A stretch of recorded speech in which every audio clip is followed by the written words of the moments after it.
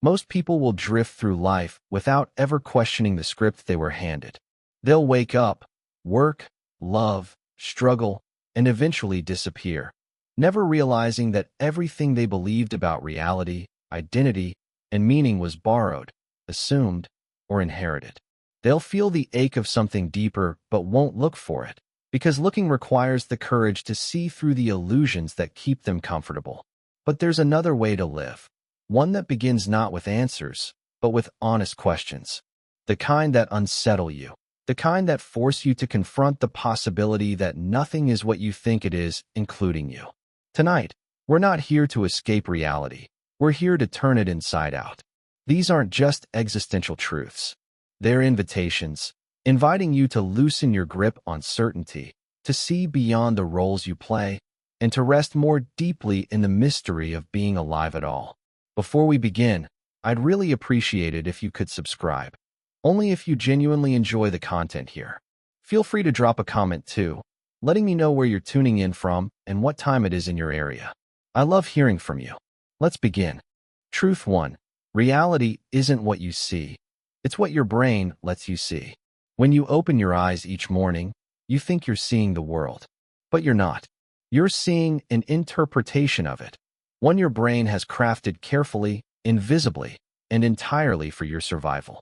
Your eyes don't deliver a raw, unfiltered stream of reality. They send electrical signals, flashes of light and dark, frequencies and vibrations that your brain translates into something that feels solid. The red of an apple, the blue of the sky, the face of someone you love. But what you're really seeing is your brain's best guess, not the world as it is. Neuroscientist Donald Hoffman calls this the interface theory of perception. He argues that evolution didn't shape us to see truth. It shaped us to see what's useful. Like icons on a computer screen, reality has been simplified for you, so you can act quickly, not accurately. A snake isn't rendered in high resolution because you need artistic detail. Your brain only cares that you jump away before it bites. Anil Seth, another neuroscientist, takes this further. He calls your experience of reality a controlled hallucination. Your brain constantly predicts what's out there, corrects itself through sensory feedback, and updates the hallucination in real time. What you perceive isn't an external truth. It's your internal simulation of one. Every color, every sound, every touch, all are filtered through your brain's evolutionary bias for survival. That's why different species live in entirely different realities. A bat's world is shaped by echolocation. A bee sees ultraviolet patterns invisible to you. A snake perceives heat signatures where you see darkness.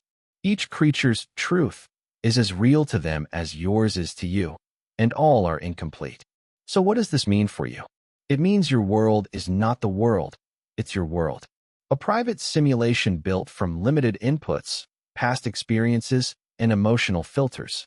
You don't see things as they are, you see them as you are. The next time you argue with someone and wonder how they can't see the truth, remember, their brain might be running a different interface entirely. The key insight isn't to mistrust your senses, it's to understand their limits. The world you live in is not a photograph. It's a painting your mind keeps repainting every second. Reality isn't what you see, it's what your brain lets you see. And that means your perception of life, of people, of yourself, is flexible. You can learn to see differently. Truth 2. Consciousness is a mirror that can't see itself. Try to watch the watcher. What happens? You can observe your thoughts, your emotions, the sensations in your body, but the one thing you can't observe is the observer itself. The moment you try, it slips away, like a shadow disappearing when you turn to face it. This is the paradox of consciousness. You're aware of everything except awareness itself. The self that feels so solid is more like a reflection, visible only when it has something to reflect. Philosophers across centuries have tried to solve this riddle. Kant argued that the self is the condition for experience, not something that can be experienced. Thomas Metzinger took it further. No one ever was or had a self. And long before them, Advaita Vedanta, an ancient school of Indian philosophy, taught that the self we think we are is an illusion created by identification with thoughts. What we truly are, it says, is pure awareness, the witness behind the play. You say things like, I'm finding myself. But what if there's nothing to find? What if the thing you're searching for is the one who's been searching all along? Science mirrors this mystery. When neuroscientists look for the seat of the self in the brain, they don't find one. They find networks lighting up, regions for memory, emotion, and perception, but no singular me. Consciousness doesn't live in one spot. It's a process, not a place. Why does this matter to you? Because so much of your suffering comes from taking this imagined self too seriously.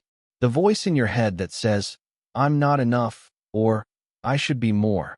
That voice is part of the dream. You are not the thought speaking. You are the silence listening. It's like mistaking the mirror's reflection for the mirror itself. The reflection changes. Older, younger, happy, tired, but the mirror remains untouched. You, the awareness behind experience, remain untouched too. The key insight here is both humbling and freeing. You are not who you think you are. You're what thinks. And the moment you see that clearly, even for a breath, the grip of identity loosens. The watcher cannot see itself, but it can rest in knowing it's there. Truth 3. Every thought you have is a stranger passing through your mind. Thoughts feel personal. They sound like your voice, use your memories, mimic your fears. But they're not yours, not really. Cognitive science shows that most of your thoughts arise spontaneously, not by choice. They emerge from subconscious networks predicting, remembering, and associating without your permission. In 2019, neuroscientist Judson Brewer demonstrated that mindfulness training can reveal this process. The more aware people become of their thoughts, the less control they realize they have over them. Your brain is like a radio constantly tuning between frequencies. Some stations play anxiety. Others replay regret. Some hum with excitement. You don't choose what's broadcast, but you can choose whether to listen. Imagine each thought as weather passing through the sky of your mind. Some days are storms. Some calm. You suffer not because the clouds exist, but because you think the clouds are you. You identify with them, believing, I am angry, instead of anger is passing through. When you begin to see thoughts as strangers, transient visitors rather than permanent residents, everything changes. You stop trying to control them, and they lose their control over you. This is what meditation really teaches, not to silence the mind, but to stop confusing its noise for truth. Thoughts aren't commands. They're suggestions. Think of the most painful belief you've held about yourself. I'm not enough. I'll never succeed. I'm broken. Now, imagine it as a stranger sitting next to you on a bench. You can listen. You can even nod. But you don't have to invite it home. Freedom begins the moment you realize the mind's chatter isn't personal. It's just sound. And in the quiet between thoughts, that's where you really live. Truth 4. Memory is fiction written by the present. Every time you remember, the past changes just a little. You think of memory as a recording, something stored in a box you can replay. But neuroscience tells a different story. Memory isn't stored, it's reconstructed. Each time you recall an event, your brain rebuilds it from fragments, pieces of emotion, sensory data, and narrative. And like any reconstruction, it's influenced by who you are now. Psychologist Elizabeth Loftus has spent decades proving how easily false memories form. In her experiments, participants vividly remembered being lost in a mall as a child, even though it never happened. Their minds didn't lie maliciously. They simply filled in gaps, blending imagination with truth until the line disappeared. That's what your brain does every day. The memory of your childhood, your heartbreak, your triumph. All of it has been rewritten dozens of times. Your past isn't static. It's alive, reshaped by every new experience, emotion, and belief you carry into the present. So when you say, I can't move on from what happened, it might not be what happened that's haunting you, but your current version of it. You're haunted by a story you keep rewriting without realizing it. But there's beauty in that, too. Because if memory is fiction, you are the author. You can reinterpret what was done to you. You can soften the edges, find compassion for the villain, or see the pain as the origin of your strength. Healing begins when you understand remembering isn't replaying, it's rewriting. You don't have to erase the past to be free from it. You only have to change the story you tell about it. Every memory you hold is a living document, fragile, shifting, human. It's not proof of what happened. It's proof that you've survived. The mind doesn't preserve reality. It creates it, again and again. And maybe that's not a flaw. Maybe it's grace, the universe's way of letting you edit your pain into wisdom. Truth 5. You experience the present 3 seconds at a time. This moment you're living in right now, the words you're hearing, the sensations around you, isn't a precise point in time. It's a small window your brain stretches, about 3 seconds wide, to make sense of the world. Neuroscientist Ernst Poppel called it the specious present. Everything you think of as now is actually a collection of milliseconds stitched together, a mental bubble where your brain merges past, present, and expectation into one continuous illusion of flow. Think of a song. You don't hear individual notes one by one. Your brain blends them into melody. If your brain processed every microsecond separately, reality would be unbearable, a chaotic blur of isolated moments. Instead, it smooths time into a rhythm your consciousness can handle. Each bubble of perception lasts just long enough for meaning to form before fading, replaced by the next. Every you that exists, every thought, every emotion, lives inside these 3-second pockets. You are never truly in a single frozen instant. You are constantly dissolving and reforming, moment after moment. Your laughter, your pain, your sense of self, all built inside that tiny temporal frame. Time feels like a river, but it's really a chain of soap bubbles, each rising and popping in sequence. You remember one as it fades, anticipate the next as it forms, but you never actually live in the present. You only pass through it. And yet, this fragile stitching of moments is where your entire life happens. Every decision, every heartbeat, every memory was once part of one of these fleeting bubbles. The past is gone. The future doesn't exist yet. All that's real is the 3 seconds your mind calls now. If you slow down enough, if you notice your breath, the hum of silence between sounds, you can almost feel the edges of that window. That's where consciousness lives, not in eternity, but in a heartbeat that keeps resetting itself over and over again. Truth 6. You don't see with your eyes. You see with your expectations. Your eyes are just cameras. They capture light, color, and shape. But the real act of seeing doesn't happen in your eyes. It happens in your mind. Before light even reaches awareness, your brain is already guessing what it's about to see. Neuroscientist Carl Friston's predictive coding theory explains that perception isn't a passive recording of reality. It's an active prediction. Your brain constantly forecasts what the world should look like, then checks incoming sensory data against its expectations. If the guess matches reality, you see what you expect. If not, your brain adjusts its model slightly. But here's the shocking part. Most of the time, your brain doesn't wait for correction. It fills in the blanks and shows you its best guess. That's why optical illusions work. Why you can read jumbled words effortlessly. Why you sometimes mistake a shadow for a person or hear your name in random noise. You don't see the world as it is. You see it as your mind expects it to be. This isn't just a quirk of biology. It's a psychological lens shaping your entire life. Your expectations color your relationships, your ambitions, even your self-image. When you expect rejection, you notice coldness in neutral faces. When you expect opportunity, you spot doors others overlook. You project your mental model onto the world, and then call that projection reality. Every glance you take is filtered through the stories you believe, stories your brain built from memory, fear, and desire. You don't just see, you predict. You don't just observe, you create. The next time you look at someone, realize that half of what you're seeing isn't them. It's you. Truth 7. Your brain can't tell the difference between imagination and reality. Close your eyes for a second and picture a lemon. Bright yellow. Now imagine slicing it open. You can almost smell it. Taste it. Feel the sourness on your tongue. And if you're truly imagining it, Your mouth is already producing saliva. That's not magic. That's neuroscience. Your brain activates nearly identical neural circuits when you imagine something as when you actually experience it. Functional MRI scans show that visualizing activates the same regions of the visual cortex used for seeing. Thinking about movement activates motor regions. Remembering pain can make your body physically tense. To your nervous system, imagination is reality. It's the same system rehearsing the same chemical responses, only without the external trigger. That's why athletes visualize success to improve performance, and why anxious people suffer before anything even happens. Your brain doesn't wait for proof.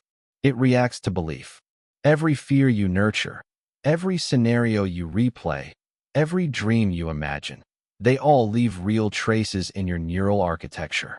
Your mind isn't just a storyteller. It's a simulator that reprograms your body with every scene it conjures. This is why visualization is powerful and dangerous. Because the same machinery that creates hope also creates suffering. You can imagine yourself succeeding, and your brain begins to wire for confidence. But imagine failure long enough, and your body rehearses defeat. In essence, you are what your mind rehearses. Imagination isn't an escape from reality. It's the rehearsal that reality follows. Truth 8. Attention is the currency of existence. Whatever you pay attention to expands. Whatever you ignore disappears. That's not poetry, it's biology. William James, the father of modern psychology, once said, "My experience is what I agree to attend to." Modern neuroscience agrees. Your brain's attentional system filters billions of sensory inputs every second, allowing only a few fragments into conscious awareness. What you notice becomes your world. What you overlook might as well not exist. This filtering is both a gift and a trap, because attention is finite. Every thought, every app notification, every worry competes for a slice of your consciousness. You are constantly spending your awareness, and how you spend it determines the shape of your reality. Focus on fear, and the world becomes threatening. Focus on gratitude, and it becomes generous. Focus on failure, and every success feels temporary. Focus on growth, and every obstacle becomes a teacher. Attention is creation. It's how you sculpt the invisible clay of consciousness into the shape of your life. Kahneman's research on selective attention shows that what we focus on not only shapes our perception, but also our memory and emotion.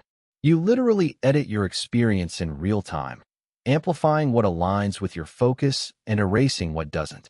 That's why two people can live through the same event and remember entirely different stories.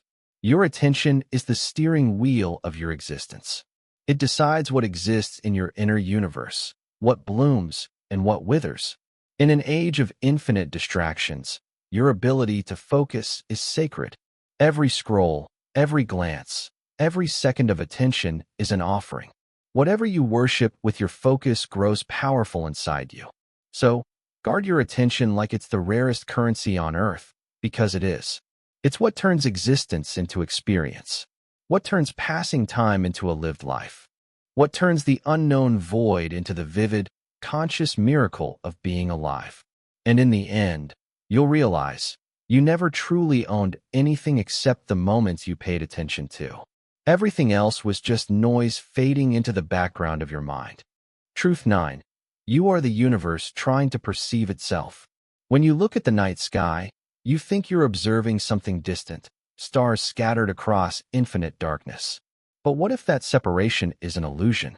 What if those stars are not out there at all, but in here? Not in your head, in your awareness. Alan Watts once said, "You are an aperture through which the universe is looking at itself." It's not poetic exaggeration. It's philosophical and scientific possibility. Panpsychism and non-dual theories suggest that consciousness isn't a product of the brain, like smoke from fire. It's the field in which both brain and fire exist. You're not a small being inside a vast universe. You are the universe, momentarily awake, looking back at itself. Every thought you think, every emotion you feel, every breath you take, isn't separate from the cosmos that birthed you. The carbon in your bones was forged in ancient stars. The water in your blood has cycled through comets, clouds, and oceans. The energy that fires through your neurons is the same cosmic electricity that powers galaxies. The illusion of separateness comes from perception, the sense of I observing it. But this I is only a temporary wave rising from an ocean of awareness. When the wave looks down and sees water, it realizes it was never separate at all. The universe isn't happening to you, it's happening as you. The line between you and everything is imaginary, drawn by language, memory, and identity. In truth, you are the same field that gives birth to trees, storms, stars, and silence. You are the witnessing presence in which reality unfolds, not a spectator standing apart from it. When you stop searching for your place in the universe and realize you are the place, the universe becomes intimate. Every sound, every color, every sensation is the cosmos speaking its own name through you. You are not a stranger here. You are the home the universe built to experience itself. Truth 10. Peace isn't the absence of chaos. It's the absence of resistance. We often imagine peace as a silent landscape. No noise, no struggle, no storms. But that kind of peace doesn't exist. Chaos is woven into existence. The weather changes. People change. Life keeps moving. The only thing that can truly be still is your relationship with what's happening. Buddhist philosophy teaches that suffering doesn't come from pain. It comes from resistance to pain. You don't suffer because life is hard. You suffer because you wish it weren't. Acceptance doesn't mean liking everything. It means allowing it. It's the gentle nod that says, this, too, belongs. Neuroscientific research supports this ancient truth. Studies from Richard Davidson's lab show that mindfulness, the practice of noticing without judging, literally rewires the brain to reduce reactivity. When you stop fighting reality, the nervous system relaxes. The mind quiets not because the world got easier, but because your resistance faded. Peace is not found by controlling chaos. It's found by surrendering to it. The storm outside might roar, but the eye of the storm remains untouched. That's the peace available to you at every moment, the still point beneath every wave. Life won't quiet down. The world won't align perfectly, but your inner posture can shift from fighting to allowing, from tightening to opening, from why me to let it be. Stillness isn't the absence of motion. It's the end of inner friction.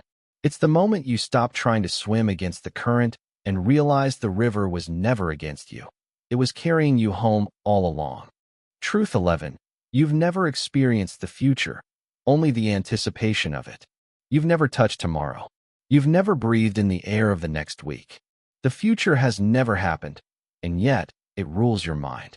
Neuroscientist Dean Bunimano explains that the brain doesn't actually perceive the future, it predicts it.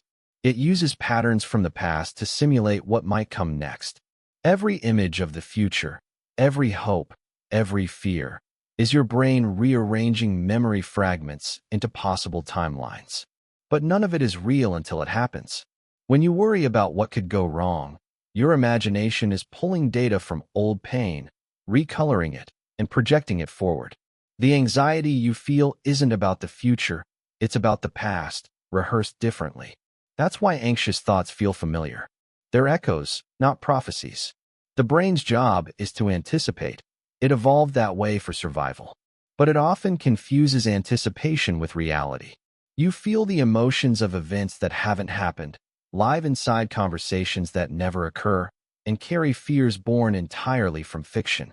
The truth is, the future doesn't exist anywhere but in your imagination. And yet, your body reacts as if it's real. Your pulse races. Your muscles tighten. Your breath shortens. All because your mind is painting ghosts into existence. Freedom begins when you see this process clearly, when you realize that what you fear isn't the future itself, but your story about it. You can't control tomorrow, but you can stop rehearsing its pain. You can return to the only real place you've ever lived, right now. The future isn't waiting for you. It's being written by the attention you give this moment. Truth 12. Time doesn't flow, you do. You feel time passing, seconds ticking, days fading, years unfolding, But physics tells a stranger story. Einstein's theory of relativity suggests that time doesn't actually flow. It's all there, past, present, and future, existing simultaneously in what's called the block universe. From that view, time is like a vast sculpture, complete and unchanging. Every moment that has ever happened or will happen already is. So why does it feel like time moves? Because you move through it. Consciousness glides across this static landscape like a beam of light scanning a film strip. Each frame, each now, feels alive because awareness is shining through it. But the frames themselves never move. You do. Your mind creates the sensation of passage by remembering where awareness has been and anticipating where it might go next. Without memory and imagination, there would be no sense of before or after, just the timeless presence of now. In that sense, you're not inside time. Time is inside you. You're not a traveler moving from birth to death. You're the timeless witness watching the journey unfold. The same awareness that saw your childhood is the one reading these words now. It hasn't aged a single day. Only the experiences passing through it have changed. If everything already exists, then your life isn't a path being built. It's a story being revealed. You're the reader turning the pages, but every chapter is already written in the structure of the universe. Past joy, present struggle, future peace, all coexist in the same eternal whole. The river of time is not something you're caught in. It's something flowing through your consciousness. The illusion of time passing is simply awareness tracing its own motion through eternity. And maybe that's what it means to live fully. To realize you're not racing against time, but dancing with it. Each moment is both fleeting and infinite, vanishing from your grasp while echoing forever. Truth 13. You die every night, and you're reborn every morning. Every night, you vanish. Your thoughts dissolve, your identity fades, and the world disappears. You don't dream in deep sleep. You cease to exist, at least in the way you know yourself. Then, hours later, you wake up. The lights turn back on. The story resumes. It's easy to think of sleep as rest, but in truth, it's a daily death. During deep sleep, your consciousness doesn't just quiet down, it's gone.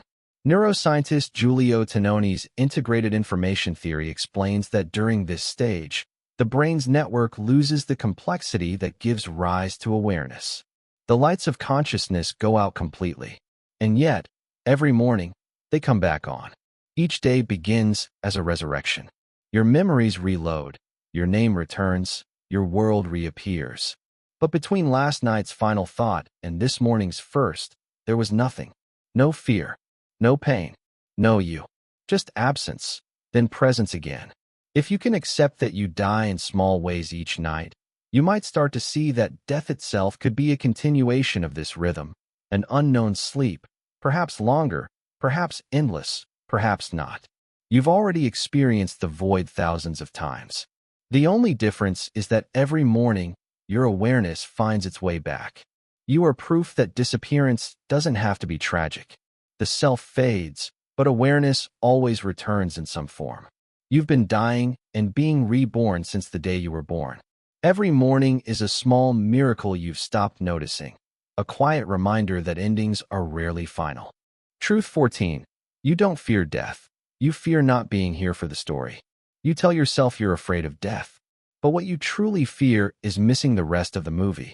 You want to see how the story unfolds, who you become, what happens next, whether the people you love will be okay.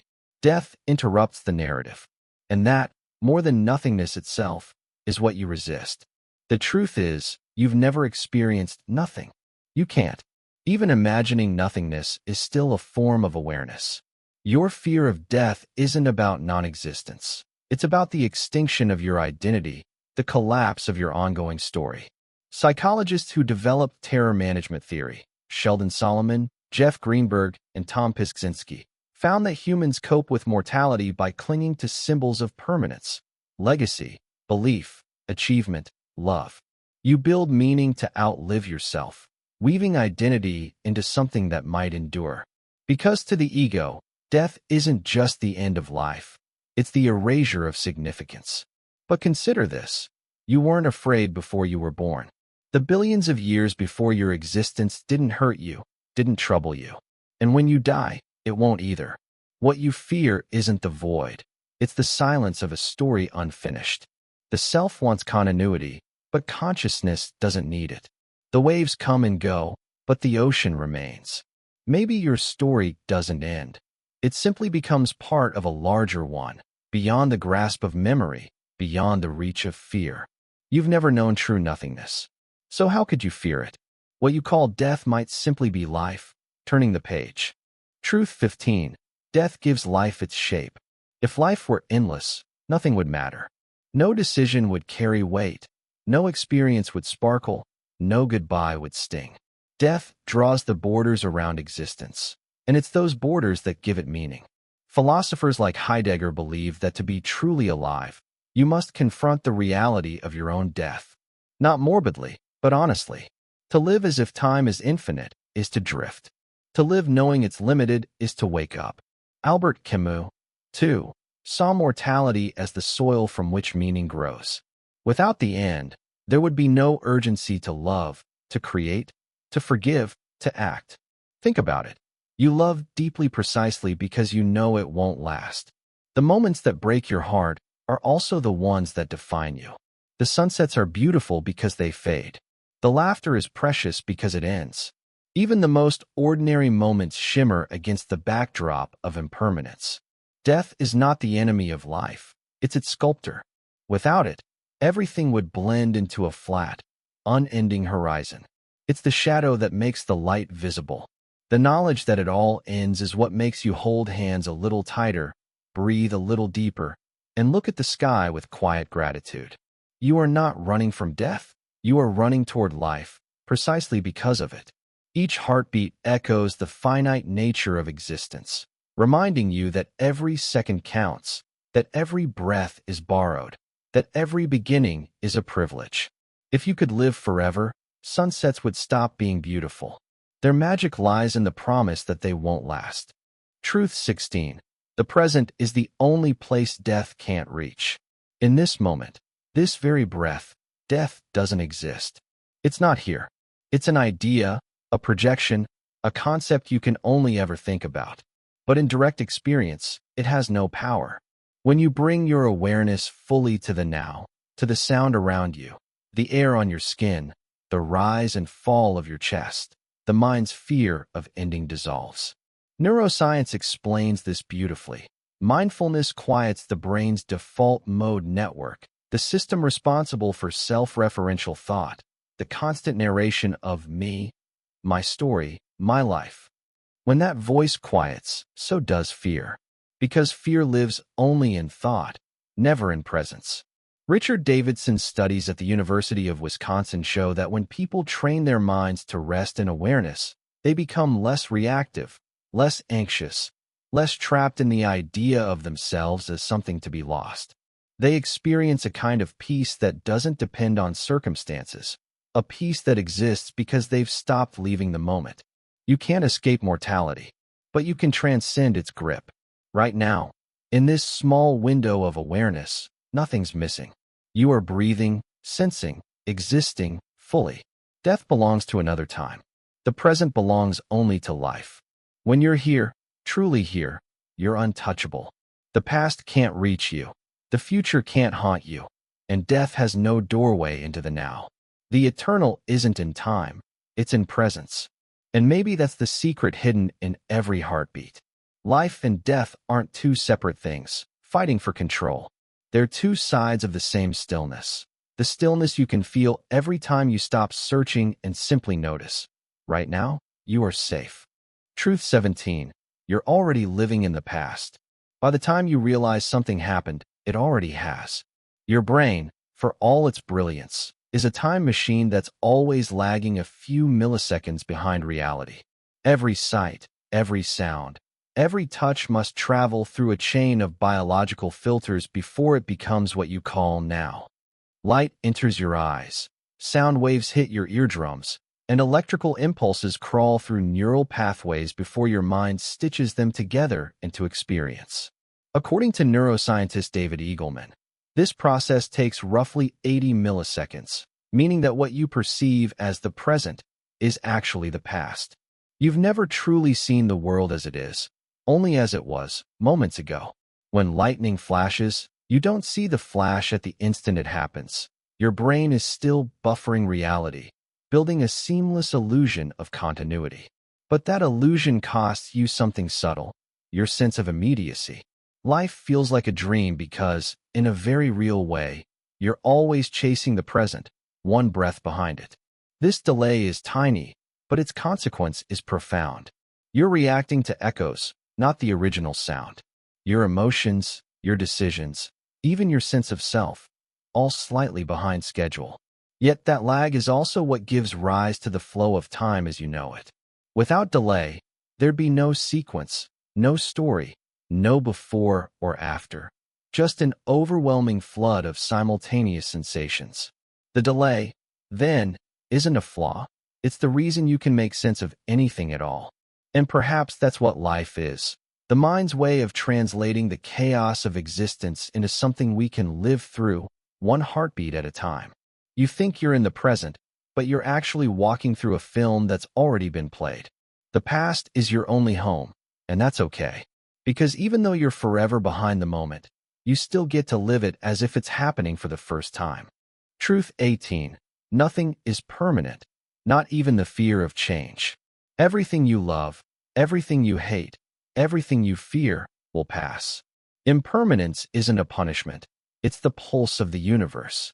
In Buddhist psychology, this truth is called anicca, the understanding that all things, physical or emotional, are in constant motion. Modern science agrees. Psychologists call it the hedonic treadmill. No matter what happens, loss, love, success, or pain, your mind gradually returns to a baseline. The storm never lasts, even when it feels endless. Think of a heartbreak that once shattered you, a failure that felt like the end, a fear that consumed your nights. They didn't vanish in one dramatic moment. They simply faded, slowly, quietly, until one day, you realized they no longer hurt the same way. The pain changed shape, softened, and eventually dissolved into memory. That's the secret most people miss. Nothing lasts, not even your resistance to change. You can fight the wind all you want, but the storm will pass regardless. When you stop struggling, you discover that impermanence is not your enemy. It's your greatest mercy. It ensures that no joy is taken for granted, and no sorrow lasts forever. If permanence were possible, growth would be impossible. Stagnation would replace evolution. You wouldn't move forward because nothing would push you. Change may feel like loss, but it's actually renewal wearing a mask. Every ending clears space for something else to exist, something unexpected, something alive. So the next time fear whispers, things will never be the same, remind yourself, that's the point. They're not supposed to be. Truth 19. The universe doesn't end, it recycles. You're not a separate being trapped in a dying body. You're a process, a pattern, part of an endless cycle that never truly ends. Every atom in your body has already lived 1,000 lives before this one. The carbon in your bones was once inside a tree. The iron in your blood was forged in the heart of an exploding star billions of years ago. The water in your veins might have been part of a prehistoric ocean, or once coursed through the roots of an ancient forest. When you die, nothing you are will vanish. It will simply transform. Biologically, your body returns to the earth, feeding the same system that once fed you. Physically, the matter that made you remains, reshaped, redistributed, but never destroyed. Even consciousness, that fragile flame behind your eyes, may not be as isolated as it feels. Energy doesn't disappear, it just changes form. In that sense, death isn't a wall, it's a doorway. What you are doesn't end, it expands. You're part of the universe remembering itself, learning through infinite forms. When your body dissolves, your story doesn't stop. It just stops being your story. The molecules move on, becoming part of something else, someone else. The universe keeps writing. So when you fear being forgotten, remember this. You are literally made of memory. The stars that died gave birth to you. And one day, you'll return the favor, giving new stars the matter they need to shine. You don't disappear, you just change your shape. You're made of old stars learning to dream again. Truth 20. Eternity is not infinite time, it's timeless awareness. We often imagine eternity as endless time, a clock that never stops ticking. But true eternity has nothing to do with time at all. It's not about how long something lasts. It's about the depth with which it's experienced. Eternity lives in moments so full, so present, that time itself dissolves. You've tasted it before, in the stillness of a sunset, in the breath before a kiss, in the silence after laughter. For a moment, the ticking stops. You're not counting, you're just being. Neuroscientists call these flow states. Mystics call it presence. Both describe the same thing, the collapse of past and future into an eternal now. When you lose yourself in something, music, art, love, awe, you fall out of time. You're not trapped in minutes or years. You're suspended in awareness. That's why those moments feel infinite even though they last only seconds. Eternity isn't elsewhere. It's right here, hidden beneath your constant rush to get somewhere else. Most of life's suffering comes from being torn between what's gone and what's not yet. The past keeps whispering, and the future keeps calling, leaving you stranded between echoes. But in the present, death can't reach you. In the present, there is no loss, no fear, no separation. There's only awareness, pure, unbroken, and free. The mystics were never speaking in riddles. They were describing something you already know. The eternal isn't an afterlife. It's a state of being. You've been eternal before, every time you forgot to count the seconds. Truth 21. You didn't choose who you are. You're a collage of causes. You didn't start the story, but you can change how it ends.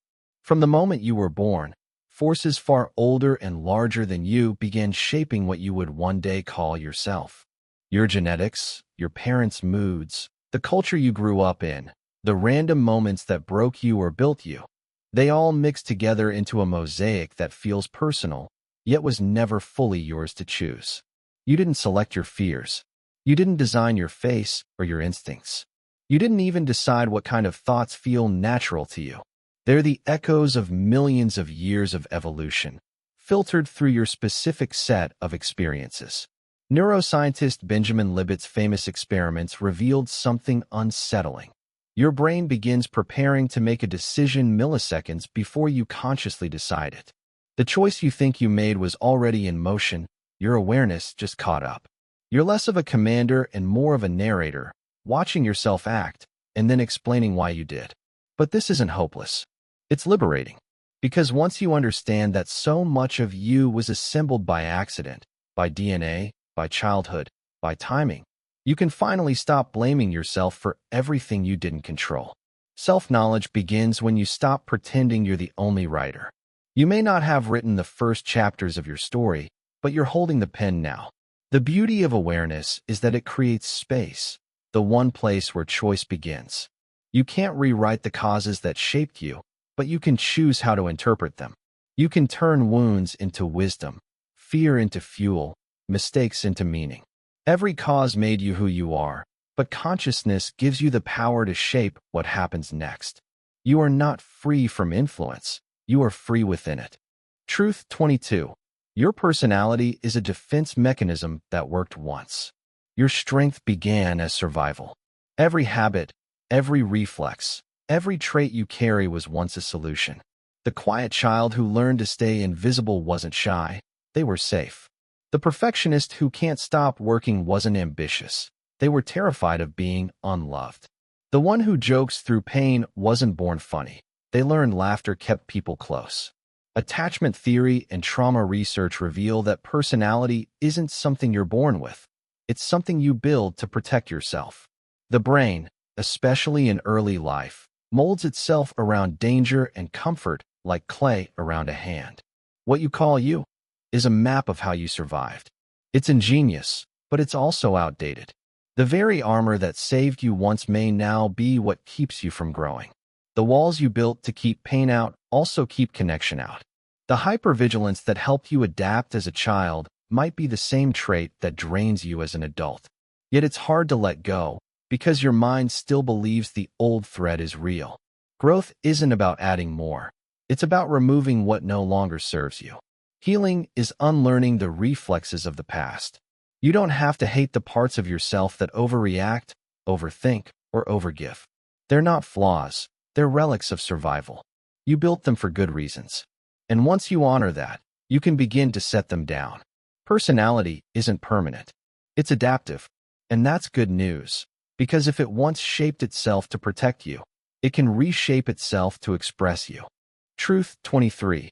The self you protect is mostly memory and habit. You're 1,000 versions of yourself, buried under your own fingerprints. Think back to who you were 10 years ago, what you believed, how you felt, what you thought was important. That person no longer exists. Different cells, different memories, different dreams. Yet you still call yourself by the same name, as if continuity equals identity. But it doesn't. It's a story, a well-told illusion. Neuroscientist Bruce Hood calls it the self-illusion. Your brain creates the sensation of a continuous you to make life navigable, like a movie stitched from countless frames. Without that illusion, you'd wake up each day as a stranger to yourself. So your mind edits. It keeps some memories, buries others, smooths over contradictions, and pretends it's all one unbroken line.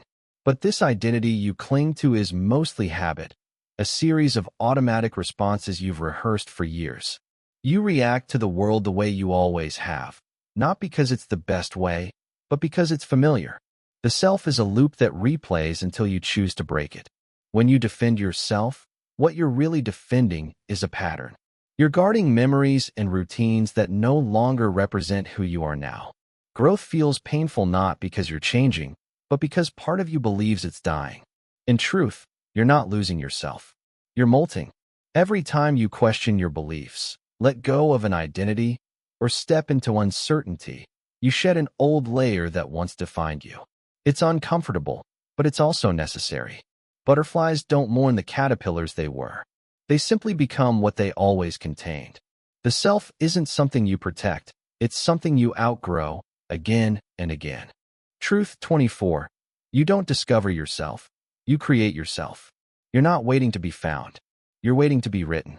For centuries, people have searched for themselves as if identity were a lost object buried deep within.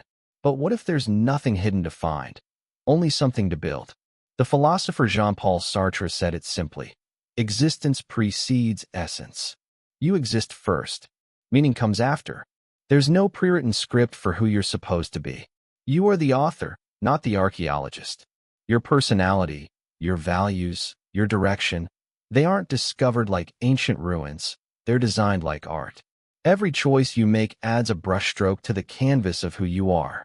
Every mistake adds depth, contrast, character. Psychologist Dan McAdams describes identity as a narrative you live by. You create coherence from chaos by turning your experiences into a story, one where pain becomes purpose and randomness becomes reason. That story isn't a lie. It's your way of making sense of being alive. This truth is both freeing and terrifying. There's no map, no hidden self waiting for revelation. Only raw material, memory, emotion, imagination, and your willingness to shape it. You can reinvent yourself as many times as you dare. Becoming yourself is an act of creation, not excavation. You are the sculptor and the marble, the writer and the story. Every day, you decide who you are by what you pay attention to, what you practice, and what you let go of. The self isn't something you find one day when everything makes sense.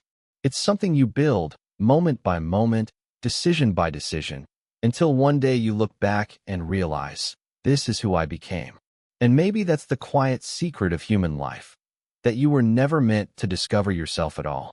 You were meant to create something worth discovering. Truth 25. You're never the same person twice. Every moment rewires you. Every breath shifts something inside you that you'll never get back. You are not the same person you were yesterday, not even the same person you were a few minutes ago. The cells in your body change, the connections in your brain rewire, and your emotional state alters the way you see and interpret the world. You wake up one morning feeling calm. and suddenly the world looks gentle, forgiving. Wake up the next with tension in your chest, and everything feels heavier, sharper, unfair.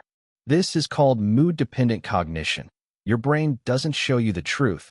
It shows you a version filtered through your current emotional weather. And as that weather changes, so do you. Neuroplasticity, the brain's ability to reshape itself, proves that identity isn't fixed. Every new experience modifies the architecture of your mind. The thoughts you repeat, the emotions you dwell in, the people you surround yourself with, all of them sculpt your neural patterns. You are a river, not a statue. You flow. You erode. You reshape. Yet most people cling to the illusion of permanence. This is just who I am. But that sentence freezes a moment that's already melting. You are a living process, a flicker of consciousness in constant transition. Change doesn't erase you. It reveals a new version that was waiting underneath the old one.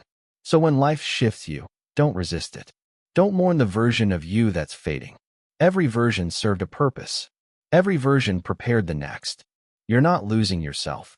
You're discovering how infinite you've always been. Truth 26. Your ego is afraid of being irrelevant. There's a part of you that loves control, the voice that always wants to be right, that needs to win, that hates being ignored. That's your ego. It's not evil. It's ancient. It evolved to keep you safe, to help you survive in a world where being rejected could mean death. But now, in a modern world where survival isn't the main game, your ego still clings to its old job. Freud described it as the mediator between your primal instincts and your higher reasoning. Later, Erikson expanded on it. The ego's main role is to maintain a sense of identity. In simple terms, it wants to keep you. So when you try to grow, change, or let go of something, it panics. It whispers, what if you lose yourself? What if you're nobody? That's not laziness or fear of failure. It's your ego's way of staying relevant. It feeds off drama, off identity maintenance, off being the center of your internal universe. That's why silence feels uncomfortable. That's why peace feels boring. Because peace is the moment your ego loses its purpose. But the truth is, you don't need your ego to survive anymore. You need awareness. You need presence. When you stop defending your old identity, you create space for growth. The ego will fight that. It will invent stories, excuses, even self-doubt, just to keep itself important. When you notice that inner resistance, don't judge it. Observe it. Smile at it. It's just your ego doing its job. But remind it gently, you're safe now. You don't need to fight life anymore. The moment you stop trying to control who you are, you finally meet who you really are. Truth 27. You become what you rehearse. Your brain is a rehearsal room. Every thought, every emotion, every action you repeat becomes a performance your nervous system learns by heart. Neurons that fire together wire together. That's Hebbian learning, the foundation of neuroplasticity. Think of it like this. The more you think anxious thoughts, the more fluent you become in anxiety. The more you practice confidence, even when it feels fake, the more real it becomes. You are not born into habits of mind. You build them through rehearsal. Every habit, how you react to stress, how you talk to yourself, how you show up around others, is a loop your brain has practiced until it runs automatically. You've trained your nervous system to be who you are right now. That means you can retrain it. If you repeat, I can't do this, every time life challenges you, you're rehearsing helplessness. If you repeat, I'll find a way, you're rehearsing adaptability. Your future self is just your current self, repeated enough times to become muscle memory. People often say practice makes perfect, but that's incomplete. Practice makes permanent. Whatever you rehearse, good or bad, etches itself into your identity. So if you want to change who you are, don't wait for motivation or transformation. Start with repetition. Each time you choose patience over anger, you strengthen that neural path. Each time you speak kindly to yourself, you weaken the voice of self-doubt. Each small act is a rehearsal for the kind of person you're becoming. You're not pretending, you're practicing. And one day, what you used to force will flow naturally. You'll realize you didn't just change your behavior, you changed your brain. Truth 28. You can't see yourself clearly without other people. We like to think we know ourselves best. But the truth is, we see ourselves only in fragments. Our self-image is shaped through reflection, through the way others respond to us. Sociologist Charles Horton Cooley called this the looking glass self. He said we don't see ourselves directly, we see our reflection in the social mirror. Every smile you've earned, every rejection you've faced, every word that shaped how you think of yourself, all of it came from outside you. From birth, your mind has been mapping itself against others. Mirror neurons fire when you see someone act, allowing you to feel what they feel, to imagine yourself in their place. That's how empathy and identity are built. You think you're introverted, kind, stubborn, confident, but how did you learn that? Through people, through how they reacted to you, through how they reflected pieces of you back, sometimes distorted, sometimes true. That's why isolation can blur your sense of self. Without mirrors, you lose clarity. Without reflection, the story of who you are becomes foggy. But being around others doesn't mean letting them define you. It means using them as reference points to understand yourself more deeply. Every person you meet holds a small fragment of your reflection. Some show your light. Some reveal your shadows. The ones who trigger you teach you where you're still fragile. The ones who inspire you show you what's possible within you. We spend so much time trying to find ourselves in solitude, when in reality, we find pieces of ourselves in connection. The truth is, you are a social mosaic, a constellation of interactions. To see yourself clearly, you need the mirror of another human being. And maybe that's what makes this journey so beautiful. We're all mirrors, walking each other home to a clearer reflection. Truth 29. Authenticity is the courage to outgrow who you've been. We often think authenticity means being the same person we've always been. Staying consistent. Staying familiar. But that's not authenticity. That's fear dressed up as loyalty. Real authenticity isn't about staying the same. It's about allowing yourself to evolve, even when the world expects you not to. Carl Rogers, one of the founders of humanistic psychology, said that authenticity is when your inner experience and your outer expression align. In simple words, when who you are on the inside matches what you show the world. But that inner world is never still. It shifts, learns, expands, breaks, and rebuilds. To stay authentic, you have to move with it. Think of yourself as a tree. The roots are your values, your essence. But the branches, the shape of your life, must keep growing toward new light. Staying small to please the past version of yourself isn't noble. It's suffocating. You're not betraying who you were. You're completing them. You're finishing the story they started. Sometimes growth looks like contradiction. The things that once defined you, your beliefs, your tone, your identity, start to feel tight, like clothes that don't fit anymore. That's the moment of truth. You can stay the same and feel safe, or you can stretch into the unknown and feel alive. The people around you might say, "You've changed." And maybe they mean it as an accusation, but it's actually a compliment. Change means you're listening to life. It means you're letting your experience update who you are. The past version of you was doing their best with what they knew. You honor them not by repeating their choices, but by living beyond their limits. Real honesty isn't about being consistent. It's about being alive. And being alive means being in motion. Truth 30. The self you're trying to find might be the one you're ready to let go of. We spend years chasing this idea of a fixed self. The real me. The true me. The person I was meant to be. But what if the self you're trying so hard to find is actually the one that's holding you back? Neuroscience and meditation research both suggest something radical. The sense of I is not constant. It's an illusion your brain generates to keep your experiences coherent. When people undergo deep meditation or psychedelic therapy, they often report ego dissolution, the temporary disappearance of that inner narrator that says, "This is me." And what they describe afterward isn't fear, but freedom. Because beneath all the noise of self-definition, your name, your roles, your history, there's something quieter. A still awareness that doesn't need to be someone to exist. You don't lose yourself when you let go of the ego. You lose the constant tension of trying to maintain it. The The more tightly you cling to your identity, the more peace escapes you. You become trapped in your own story, defending it, editing it, fearing its end. But when you stop holding on, when you allow the old identity to dissolve, something softer appears. Presence, clarity, a sense that you were never separate from anything at all. You don't need to find yourself. You need to stop mistaking the costume for the actor, the story for the storyteller. Losing yourself might be the most honest thing you ever do. Truth 31. You don't fall in love with people. You fall in love with reflections of yourself. Every time you fall in love, you're really meeting a part of yourself you'd forgotten, or maybe never met before. It's easy to believe we fall for others because of who they are, but in reality, we fall for the reflection they awaken in us. Psychodynamic theory and modern neuroscience both point to this. Empathy, attraction, and connection begin with self-recognition. Mirror neurons in the brain light up when we watch someone smile, cry, or suffer. It's how we feel what they feel, but it's also how we see ourselves in them. That's why you're drawn to people who reflect something familiar, your hopes, your wounds, your potential.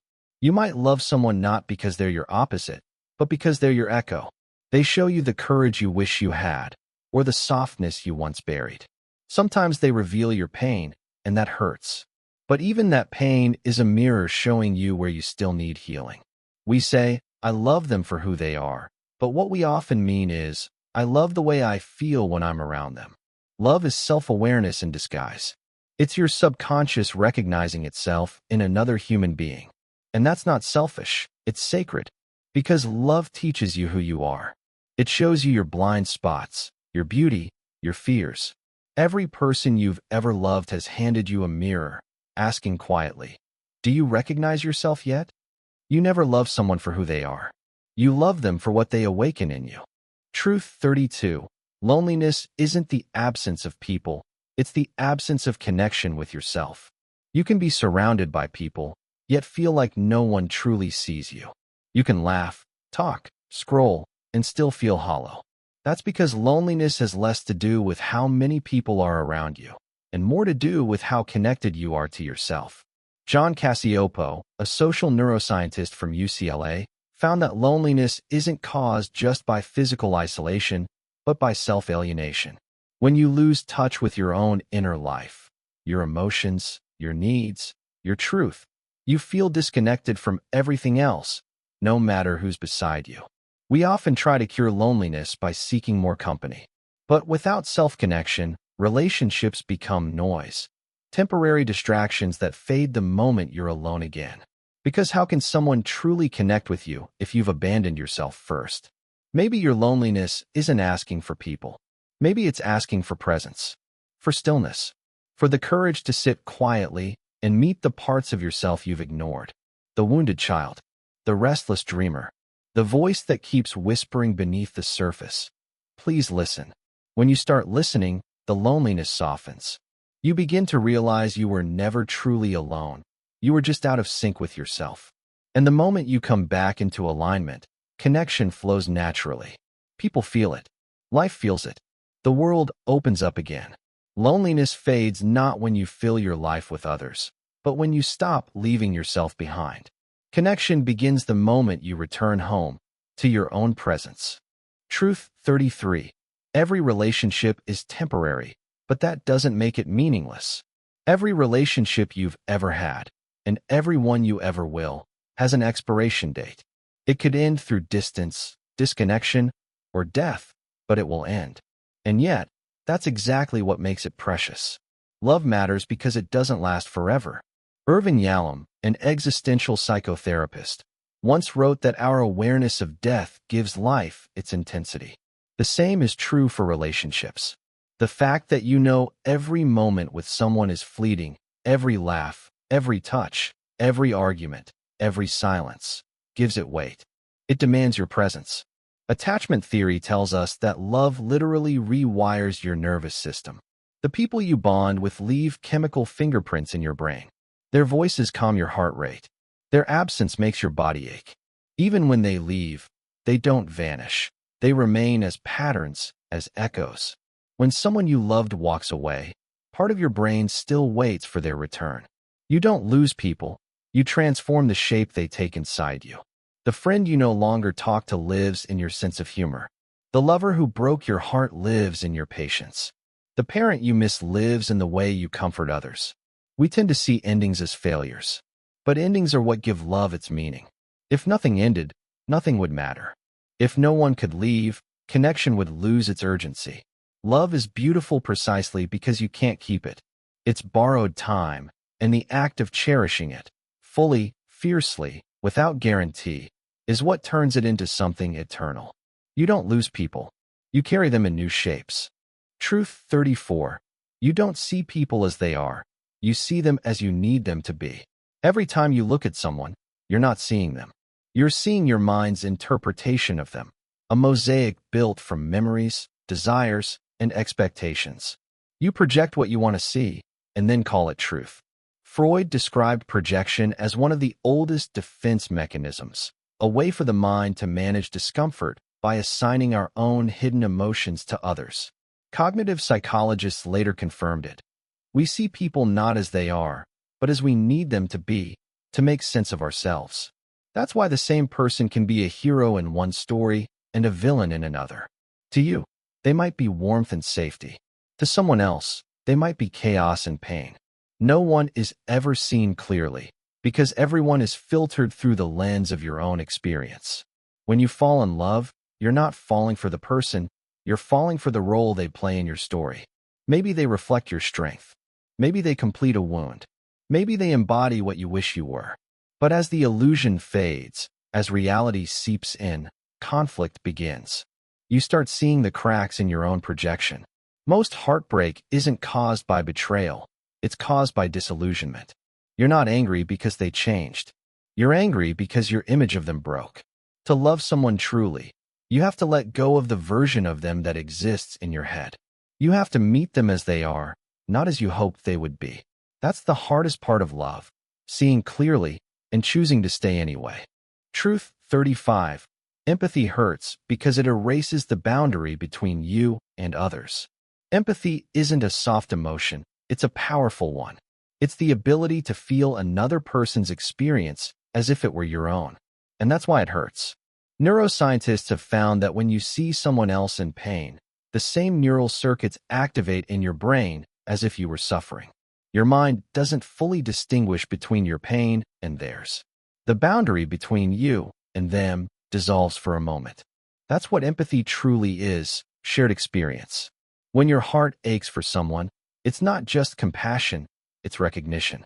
Somewhere inside, you know that their suffering could just as easily be yours. That their story could have been your story if life had tilted differently. It's tempting to pull back, to numb yourself, to protect your heart from feeling too much. But the ability to hurt with others is the essence of humanity. Empathy isn't weakness. It's the bridge that keeps us from being alone in our suffering. Every time you comfort someone, every time you cry for another's pain, you're participating in the most sacred truth of existence, that we are not separate. Your sorrow for another isn't a burden, it's a sign that you're awake. When your heart aches for someone else, that's life reminding you you're one. Truth 36. You can't truly love without accepting loss. Love and grief are not opposites. They are the same emotion moving in opposite directions. Love looks toward life. Grief looks toward memory. But they come from the same source, attachment. The deeper you love, the deeper you will someday mourn. Psychologist George Bonanno's research on grief resilience shows that loss doesn't destroy us. Resistance to loss does. When you love deeply, you're making an unspoken agreement with time itself. You're saying, I know this will end someday. I'm willing to love anyway. Every I love you carries a hidden truth inside it. I will miss you someday. Every shared laugh, every morning coffee, every quiet moment on the couch. These are future ghosts in disguise.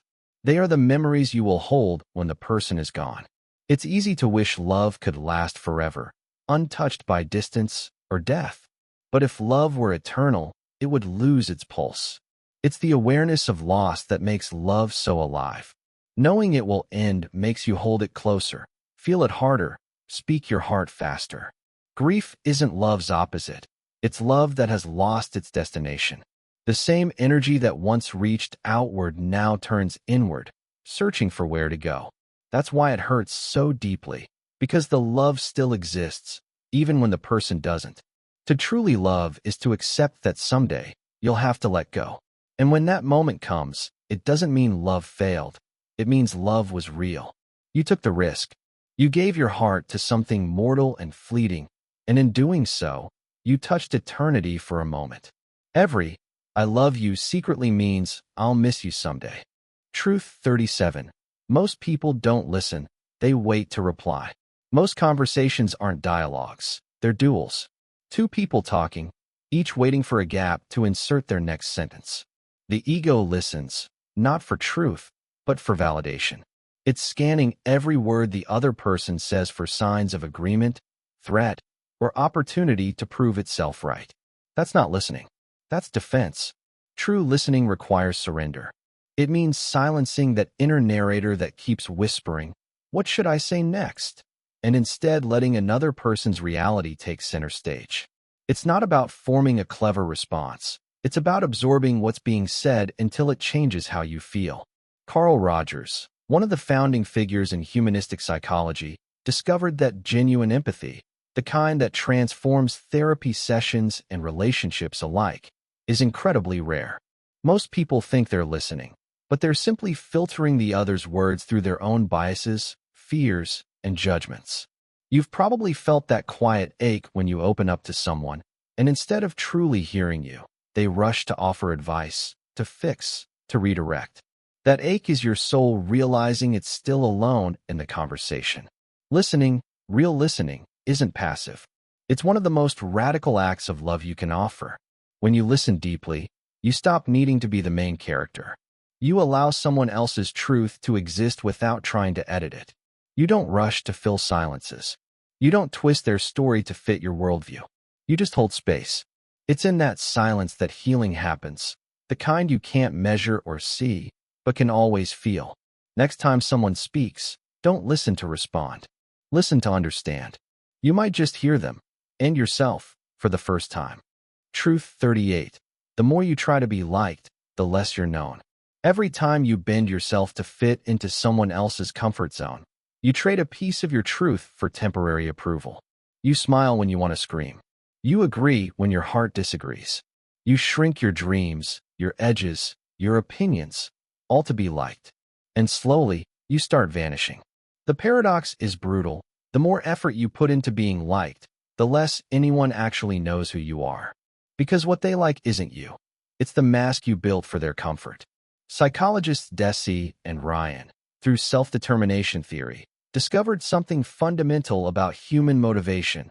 When you depend on external validation, likes, praise, approval, your intrinsic motivation begins to rot. You stop acting from authenticity and start performing. The applause becomes your oxygen, and silence feels like suffocation. But the truth is, being liked and being known are opposites. Approval requires alignment. Authenticity requires courage. The people who truly see you won't always agree with you. They might even dislike parts of you, but they'll know you. And being known, even by a few, is infinitely better than being liked by many. You can't be loved for who you are if you never show who that is. Every time you censor your thoughts, your emotions, your quirks, you're not avoiding rejection, you're rejecting yourself first. So let them misunderstand you. Let them leave if they must. What remains, after you've stopped performing, is truth, and the people who love that truth are the only ones worth keeping.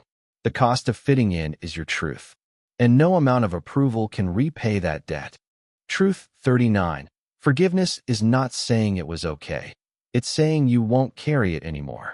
Forgiveness is one of those words that sounds soft, but it's one of the hardest things a human being can do. Because forgiveness doesn't mean you're condoning what happened. It doesn't mean you're excusing betrayal or pretending the pain didn't matter. It means you've decided that the pain will no longer define you. When someone hurts you, the wound doesn't just live in your memory, it settles into your nervous system. It lingers as tension in your muscles, unease in your breath, weight on your chest. Your body remembers even when your mind tries to move on. Holding a grudge might feel like power, but in reality, it's a slow, invisible poisoning of your own peace. Psychologist Everett Worthington spent decades studying forgiveness and found that letting go, even without reconciliation, reduces stress, lowers blood pressure, and even strengthens immune function. Not because you're erasing the past, but because you're releasing its grip on your spine. Forgiveness doesn't mean the story changes. It means your relationship to it does. It's an act of self-liberation. You choose to stop rehearsing the hurt, to stop letting that person live rent-free in your mind. You forgive not for them, but for you, so you can breathe again. People often wait for apologies that never come. But peace isn't a gift someone gives you. It's something you reclaim. Forgiveness isn't weakness. It's self-preservation. It's the decision to stop bleeding over the same memory. You're not saying it was okay. You're saying it's over. Truth 40. Every human is a story you'll never fully read. Every person you meet is an entire universe you can never fully explore. You see fragments, the visible sentences on the surface, but beneath that lies a novel written in invisible ink.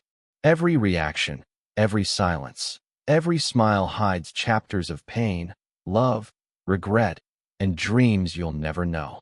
Narrative identity theory suggests that every person lives inside a story, a private mythology shaped by memory, trauma, and hope. And no two stories can ever be read the same way. You think you know someone because you've seen how they act, but you don't know the childhood that wrote those behaviors. You don't know the griefs they never spoke of, the nights they couldn't sleep, the fears they still hide behind calm expressions. We walk through life assuming we understand people. But most of what we see is projection, our own filters coloring their meaning. Even in our closest relationships, there are entire continents of someone's soul we'll never touch. And that's not tragic. It's beautiful. Because love isn't about knowing everything. It's about wondering together. It's about accepting that the person beside you is a mystery you'll never solve, but you choose to keep reading anyway. Every human is a story, and you are one too. Each of us carries pages written by moments we can't explain and choices we barely remember. And in the grand library of existence, all we can do is sit beside each other, turn a few pages, and marvel at the depth we'll never reach. Because connection was never about completion. It was always about curiosity, the gentle awe of realizing that no matter how deeply you love someone, there will always be more of them left to discover. Truth 41. The search for meaning is a sign of intelligence and suffering. If you've ever found yourself staring at the ceiling late at night wondering, what's the point of all this? You're not broken, you're awake.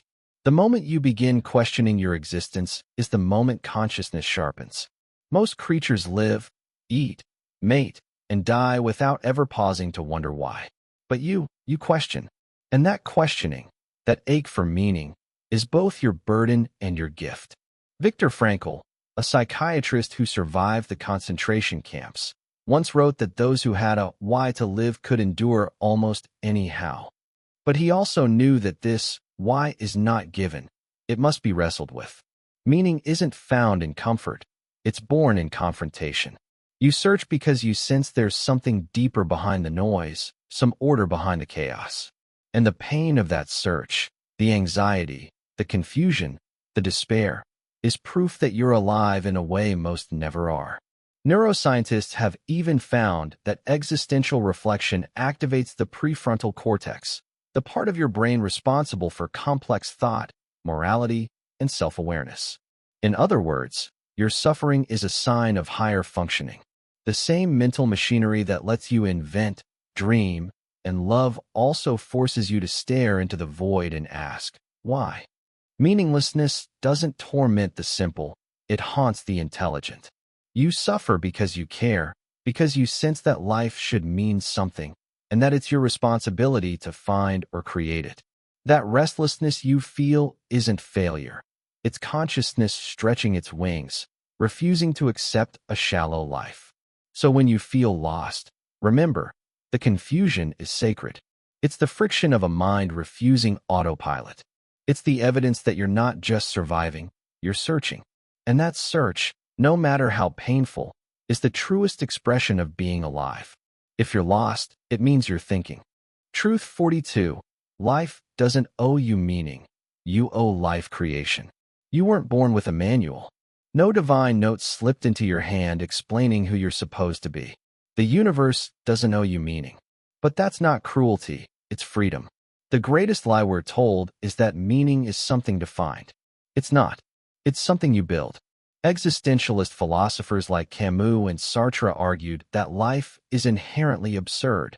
No built-in purpose, no final destination. But they didn't see that as despair. They saw it as a challenge. If the universe offers no script, then you are free to write your own. Meaning is not discovered in some hidden cave of destiny. It's constructed in the everyday act of choosing. Viktor Frankl understood this better than anyone. In the camps, surrounded by death, he realized that meaning could still exist, not as something given, but as something chosen. A man could find purpose in suffering, in love, even in small acts of dignity. It wasn't about what life handed him, but how he responded to it. Most people wait for the universe to whisper their role, a sign, a calling, a grand revelation. But life stays silent, because it's waiting for you to speak first. Your purpose doesn't live out there somewhere. It grows in whatever you give your full attention to. The moment you pour yourself into something, it becomes meaningful. Meaning is a verb, not a noun. It's created through action, through what you build, love, and protect. You owe life creation. You owe it art, compassion, courage. The question isn't, what is my purpose? It's, what am I willing to create, even when it hurts? Stop waiting for permission. Stop waiting for the universe to hand you a role. Write it. Because the moment you do, the silence of existence begins to sing back. Truth 43. Happiness is a byproduct, not a goal. The pursuit of happiness has become a modern religion, and like all false idols, it leaves its followers emptier the more they chase it. We treat happiness like a destination, as if one day we'll finally arrive and unpack our bags forever. But happiness was never meant to be a goal. It's a byproduct, the shadow cast by a meaningful life. Studies on the paradox of happiness reveal a cruel irony. The more you consciously strive to be happy, the less happy you become. Why? Because focusing on happiness makes you hyper-aware of its absence. The harder you grip it, the faster it slips through your fingers. Happiness isn't something you chase. It's something that follows when you forget to chase it. It appears in moments of immersion, when you're creating, loving, learning, helping, or losing yourself in something bigger than you. When you're focused outward, not inward. The truth is, happiness was never the goal of evolution, meaning was. Our brains weren't wired for constant pleasure. They were wired to pursue significance, to overcome challenge, to belong. That's why people can feel profound contentment even in struggle, because their suffering is tied to purpose. You don't get happy by chasing the feeling. You get it by living a life that matters. And happiness sneaks in quietly, like sunlight through a window you forgot you opened. So stop asking, how can I be happy? And start asking, what's worth doing even if it doesn't make me happy right now? Because when you live for meaning, happiness stops being a destination. It becomes a side effect. And that's when it finally lasts. Truth 44.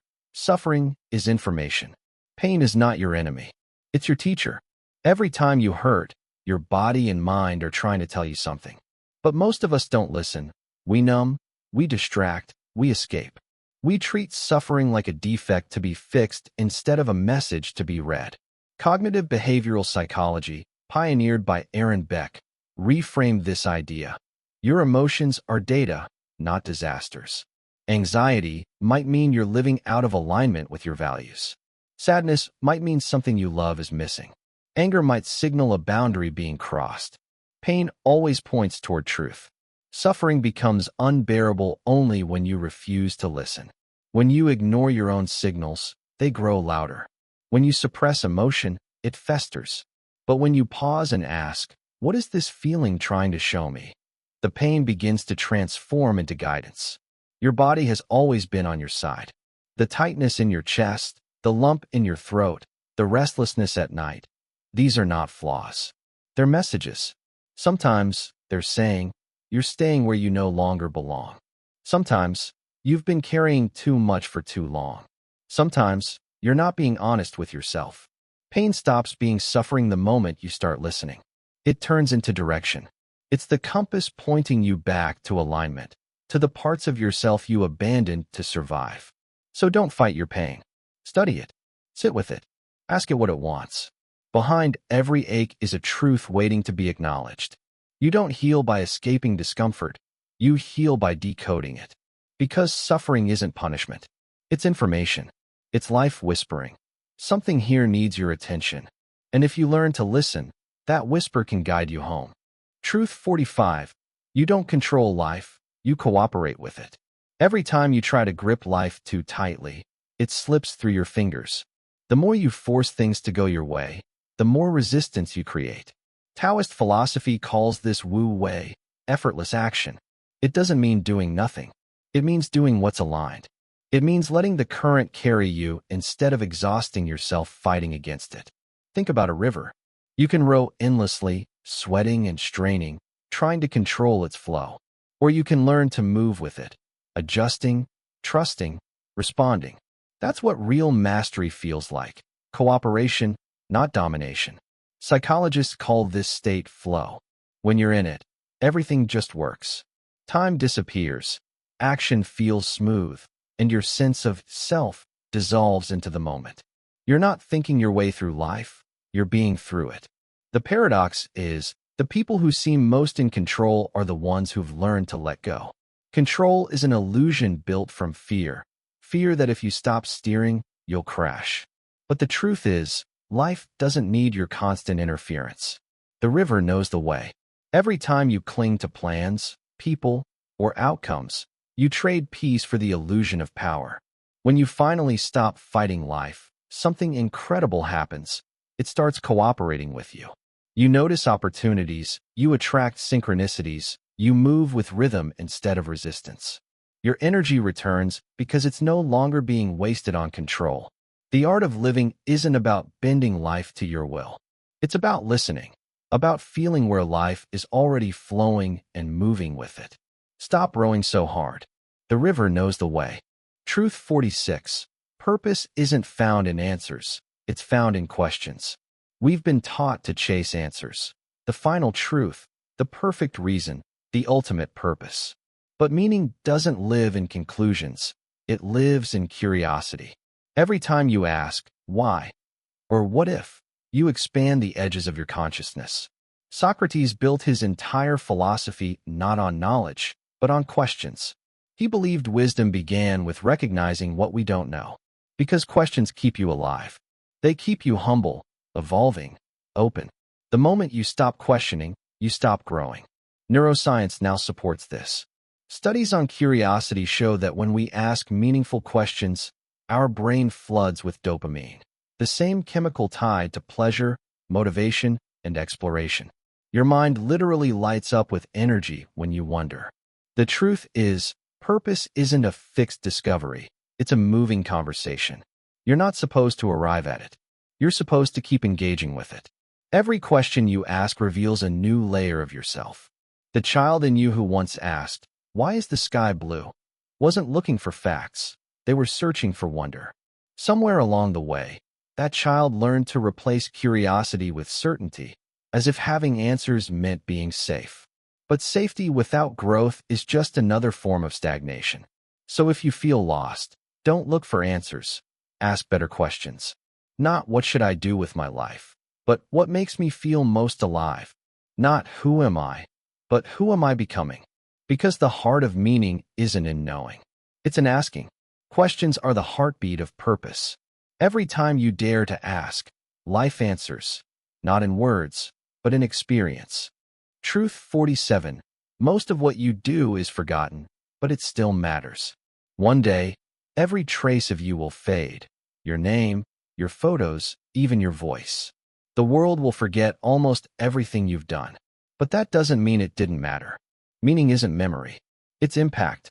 And impact ripples far beyond your sight. Chaos theory calls it the butterfly effect. A single small action creating waves that alter entire systems. You may never know how a kind word saved someone's day, or how your courage inspired someone you've never met. But it happens, quietly, constantly. Most people measure meaning by legacy, by being remembered. But the truth is, you don't need to be remembered to matter. You change the world every day in invisible ways. When you smile at a stranger, listen without judgment, or create something with love, those acts echo into places you'll never see. Even science supports this. Tiny interactions shift emotional and behavioral patterns that ripple through communities. One person's calm presence can defuse a chain of anger. One act of generosity can inspire dozens more. So yes, most of what you do will be forgotten, but that's not a tragedy. It's a kind of beauty. It means your impact doesn't depend on recognition. It means your life is part of something larger, a web of unseen influence that keeps the world quietly spinning in balance. You may never know all the lives you quietly changed, but they exist. The world you leave behind will be shaped not by your name, but by your energy, by how you made people feel, even for a moment. Because meaning isn't about being remembered. It's about having mattered. Truth 48. There is no cosmic scoreboard. You were raised to believe that life is a test, that someone, somewhere, is keeping score. That if you're good enough, kind enough, successful enough, then you'll finally be worthy. But the truth is, there's no scoreboard. There's no cosmic judge marking tallies beside your name. The universe isn't grading you. Only you are. Morality, success, worth. These are human inventions, mental scaffolds we build to make sense of chaos. They help organize society, yes, but they're not absolute. Evolution didn't design a scoreboard, it designed adaptation. It designed experience. Yet we spend our lives measuring ourselves against invisible standards, the expectations of family, culture, peers, strangers on the internet. We ask, am I doing enough? Am I winning? But what game are we even playing? And who decided the rules? The truth is, life isn't a competition. It's a collaboration between you and everything that exists. You don't need to earn the right to exist. You already do. The tree doesn't justify its growth. The ocean doesn't ask if it's doing enough waves. They simply are. When you stop keeping score, something inside you relaxes. The anxiety, the self-comparison, the endless chase for validation, it all quiets. You begin to see that your worth has never depended on achievement. You were never meant to win. You were meant to experience. The universe isn't keeping track of your mistakes or victories. It's not weighing your good against your bad. It's simply allowing you, endlessly, unconditionally, to live, to learn, to create, to love. You're free, not because you've earned it, but because freedom was the starting point. You just forgot. There is no cosmic scoreboard. There never was. You can stop competing now. You can breathe. Truth 49.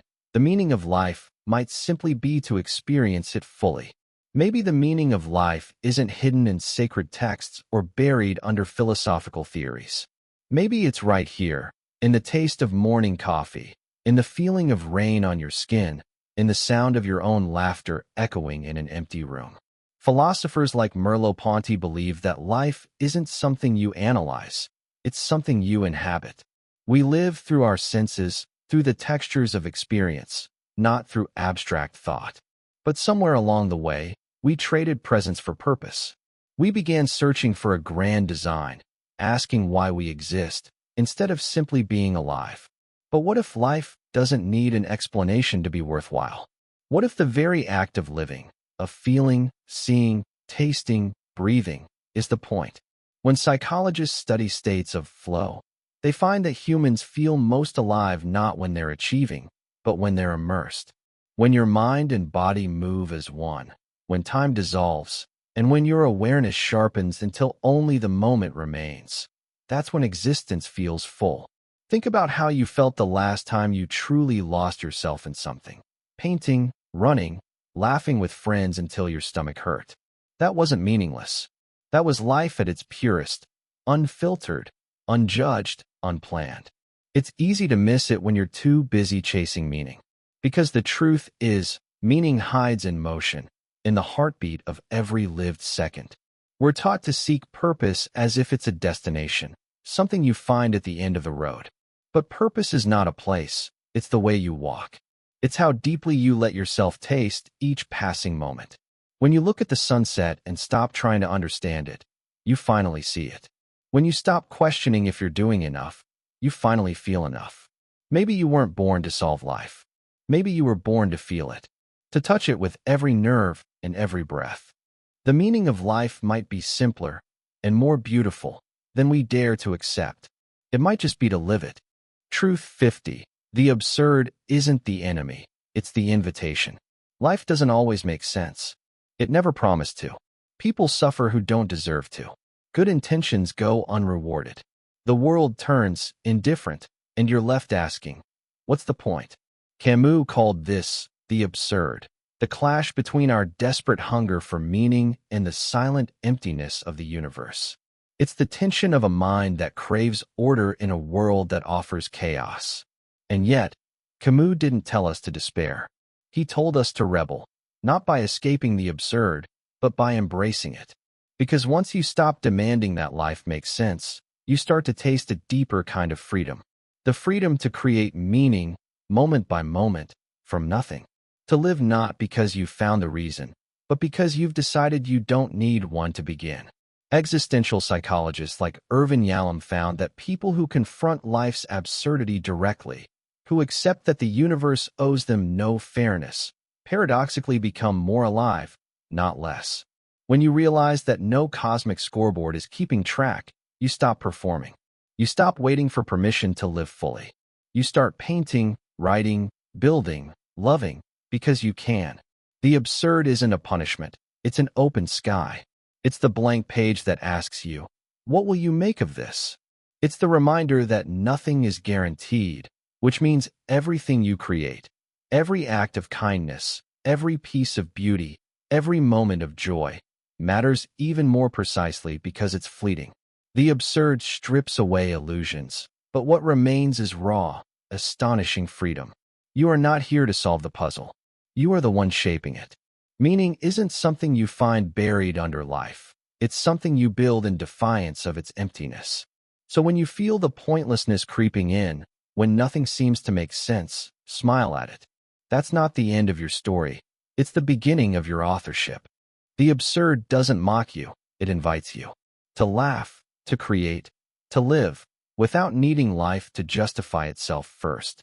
Meaning isn't discovered in the silence of the universe. It's chosen, courageously, by the one who dares to live despite it. That's all for now. Consider subscribing if you find value in what I do here. Good night.